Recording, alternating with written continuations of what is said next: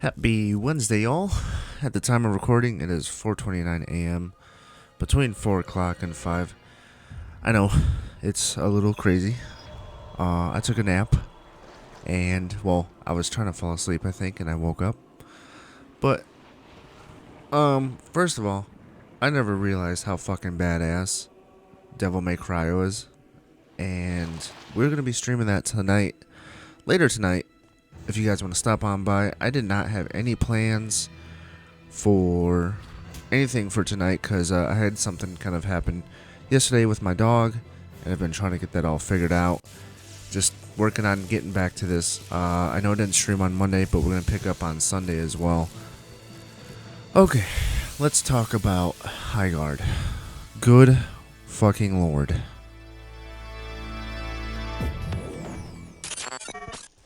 The video game market has been oversaturated with these hero-style shooters for... I don't really want to count Fortnite, but, I mean, there's the whole thing when Fortnite first launched that everyone started coming out with these Battle Royale shooters. And then hero shooters started becoming a thing, probably around the time that... Oh my god, what's that game called? It's kind of like Paladins. Overwatch. And, well, we got a new one, and it's called Highgaurd. And, I played it for like maybe 5 or 10 minutes, and I was already burnt out.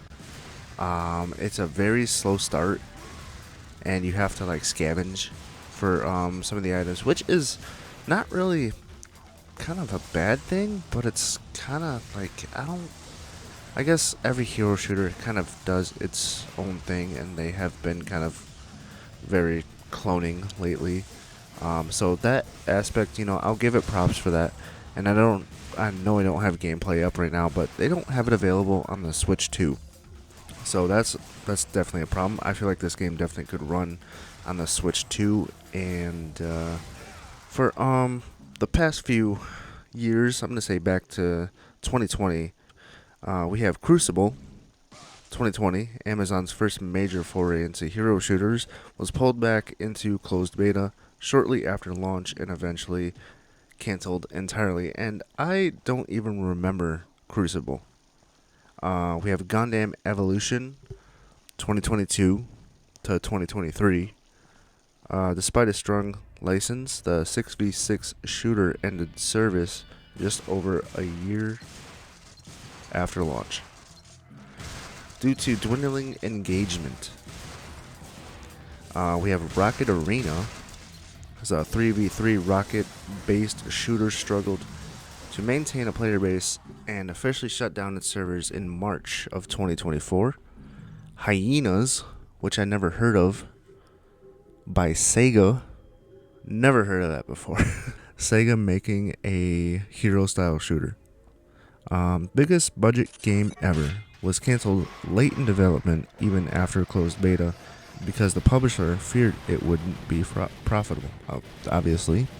And then everyone's favorite and reminder of why hero shooters are failing. Concord, 2024. Sony's massive sci-fi shooter was taken offline and fully funded just 2 weeks after the launch due to extremely low player interest. Which brings us to Highgaurd. Like, are they not understanding that people kind of want story games again? We're all, I don't want to say all of us are burnt out, but I feel like most of us are actually really burnt out on these hero shooters. And we all know at this point, it's just a cash grab. And to be honest, when Highgaurd first launched, or they showed Highgaurd at the Game Awards, I was already, like, not even interested in it. But that's me, because I am burnt out on hero shooters. The last one that I truly enjoyed had to be Paladins, and that one I played for probably like 3 or 4 years. I also played Apex for about 3 or 4 years, and then it started going really downhill. I think people really want to see story games again. And I want to show you guys something just to kind of like end the video pretty much here. Highgaurd launched with nearly 100,000 players and has seen an 80% drop, around 18,000 concurrent players within 30 hours, with mostly negative reviews. Its future depends on maintaining a stable player base. That's what happens when you make live shooters. I'm Zachary. This has been Zachary's Gaming EXP. This is another unscripted recording. Consider subscribing.